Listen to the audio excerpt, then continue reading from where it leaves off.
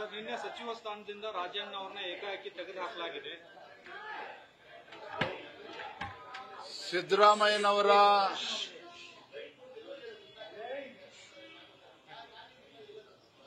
ಮುಖ್ಯಮಂತ್ರಿ ಸಿದ್ದರಾಮಯ್ಯನವರ ಪರಮಾಪ್ತರು, ಅವರ ಸಂಪುಟದ ಹಿರಿಯ ಸಹೋದರಗಳಾಗಿರ್ತಕ್ಕಂಥ ರಾಜಣ್ಣ ಅವರು ಸಂಪುಟದಿಂದ ವಜಾ ಮಾಡುವಂತಹ ಘೋರ ಅಪರಾಧವನ್ನ ಏನ್ ಮಾಡಿದ್ದಾರೆ ಅಂತೇಳಿ ರಾಜ್ಯದ ಜನತೆ ಹೊತ್ತು ಕೇಳ್ತಾ ಇದ್ದಾರೆ. ಸಂಪುಟದಿಂದ ವಜಾ ಮಾಡ್ತಕ್ಕಂಥ ಘೋರ ಅಪರಾಧ ಏನ್ ಮಾಡಿದ್ದಾರೆ, ಅಂತ ಮಹಾ ತಪ್ಪನ್ನ ಏನ್ ಮಾಡಿದ್ದಾರೆ ರಾಜಣ್ಣ ಅವರು. ಇದು ರಾಜಣ್ಣ ಹಿರಿಯ ಸಚಿವರ ಏನು ಸಂಪುಟದಿಂದ ವಜಾ ಆಗಿದೆ, ಇದು ಕೇವಲ ಕಾಂಗ್ರೆಸ್ ಪಕ್ಷದ ಆಂತರಿಕ ವಿಚಾರ ಅಲ್ಲ. ಇದು ಸದನದಲ್ಲಿ ಇದ್ರ ಬಗ್ಗೆ ಚರ್ಚೆ ಆಗಬೇಕಾಗ್ತದೆ. ಯಾವ ಕಾರಣಕ್ಕೋಸ್ಕರ ಅವರನ್ನ ಸಂಪುಟದಿಂದ ಕಿತ್ತು ಬಿಸಾಕಿದ್ದಾರೆ ಇವತ್ತು. ರಾಹುಲ್ ಗಾಂಧಿಗೆ, ಕಾಂಗ್ರೆಸ್ ಪಕ್ಷಕ್ಕೆ ಇವತ್ತು ಪರಿಷ್ಠ ಪಂಗಡದವರ ಬಗ್ಗೆ ಇಷ್ಟೇನೆ ಅವರು ಇಟ್ಟಿರ್ತಕ್ಕಂಥ ಪ್ರೀತಿ ವಿಶ್ವಾಸ ಹಾಗಾದ್ರೆ.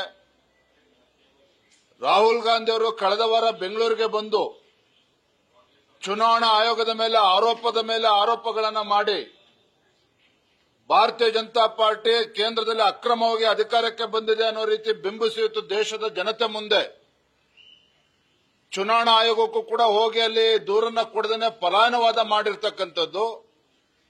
ಮತ್ತೊಂದು ಕಡೆ ರಾಜಣ್ಣ ಅವರು ಸತ್ಯವನ್ನ ಬಹಿರಂಗಪಡಿಸಿದಾಗ ಅವರು ಸಂಪುಟದಿಂದ ವಜಾಗೊಳಿಸಿರ್ತಕ್ಕಂಥದ್ದು ಇದು ಖಂಡಿತ ಸರಿಯಲ್ಲ. ಇದು ಹಾಗಾಗಿ ಇವತ್ತು ಎರಡೂ ಸದನದಲ್ಲಿ ನಾವಿವತ್ತು ರಾಜ್ಯದ ಮುಖ್ಯಮಂತ್ರಿಗಳಿಂದ ನಾವು ಉತ್ತರವನ್ನು ಬಯಸ್ತಾ ಇದ್ದೇವೆ. ಯಾವ ಕಾರಣಗಳಿಗೆ ಇವತ್ತು ಹಿರಿಯ ಸಚಿವರಾಗಿದ್ದಂತ ರಾಜಣ್ಣ ಅವರ ರಾಜೀನಾಮೆಯನ್ನ ನೀವು ಪಡೆದುಕೊಂಡಿದ್ದೀರಿ? ಇದು ನಿಮ್ಮ ಕಾಂಗ್ರೆಸ್ ಪಕ್ಷದ ಆಂತರಿಕ ವಿಚಾರ ಅಷ್ಟೇ ಅಲ್ಲ, ಸತ್ಯವನ್ನ ಬಹಿರಂಗಪಡಿಸಬೇಕು. ಸದನ ನಡೀತಾ ಇರತಕ್ಕಂಥ ಸಂದರ್ಭದಲ್ಲಿ ನೀವು ಅವ್ರನ್ನ ಸಂಪುಟದಿಂದ ಕೈ ಬಿಟ್ಟಿದ್ದೀರಿ ಅಂತ ಹೇಳಿದ್ರೆ ಸದನಕ್ಕೂ ಕೂಡ ತಿಳಿಸುವಂತ ಕರ್ತವ್ಯ ಮಾನ್ಯ ಮುಖ್ಯಮಂತ್ರಿಗಳದು. ಹಾಗಾಗಿ ಎರಡೂ ಸದನದಲ್ಲಿ ನಾವು ವಿಚಾರವನ್ನ ಚರ್ಚೆ ಮಾಡ್ತೇವೆ.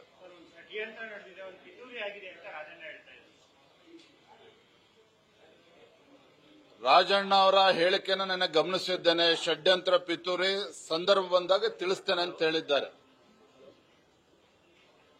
ಆದ್ರೆ ಇವತ್ತು ಎದ್ದಿರ್ತಕ್ಕಂಥ ಪ್ರಶ್ನೆ ಏನು, ಸಂವಿಧಾನದ ಪುಸ್ತಕವನ್ನ ಕೈಯಲ್ಲಿ ಹಿಡ್ಕೊಂಡು ಇಡೀ ದೇಶಾದ್ಯಂತ ತಿರುಗ್ತಕ್ಕಂಥ ರಾಹುಲ್ ಗಾಂಧಿ ಸತ್ಯವನ್ನ ಅರಿಸ್ಕೊಳ್ತಕ್ಕಂಥ, ಸತ್ಯವನ್ನ ಕೇಳ್ತಕ್ಕಂಥ ಧೈರ್ಯ ಇರಲಿಲ್ವಾ ಹಾಗಾದ್ರೆ ರಾಹುಲ್ ಗಾಂಧಿಗೆ?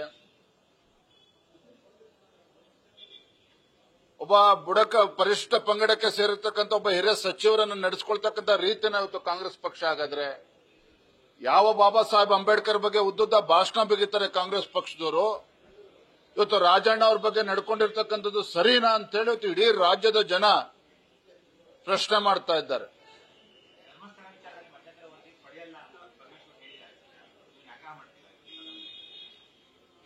ಧರ್ಮಸ್ಥಳದ ವಿಚಾರದಲ್ಲಿ ನಿನ್ನೆಯೂ ಕೂಡ ನಮ್ಮ ಶಾಸಕಾಂಗ ಪಕ್ಷದಲ್ಲಿ ಸುದೀರ್ಘವಾಗಿ ಚರ್ಚೆ ಆಗಿದೆ.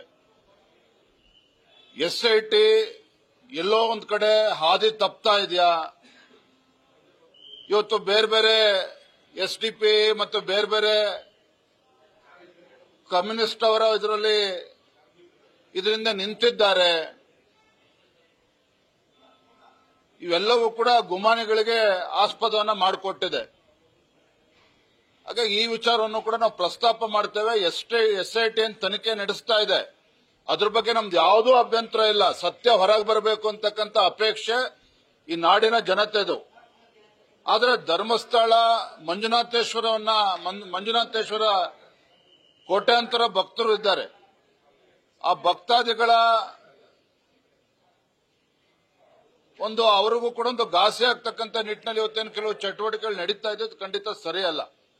ಹಾಗಾಗಿ ಸದನದಲ್ಲೂ ಕೂಡ ರಾಜ್ಯ ಸರ್ಕಾರದಿಂದ ನಾವು ಉತ್ತರವನ್ನು ಬಯಸ್ತೇವೆ, ಇದ್ರ ವಿಚಾರವನ್ನು ಚರ್ಚೆ ಮಾಡ್ತೇವೆ.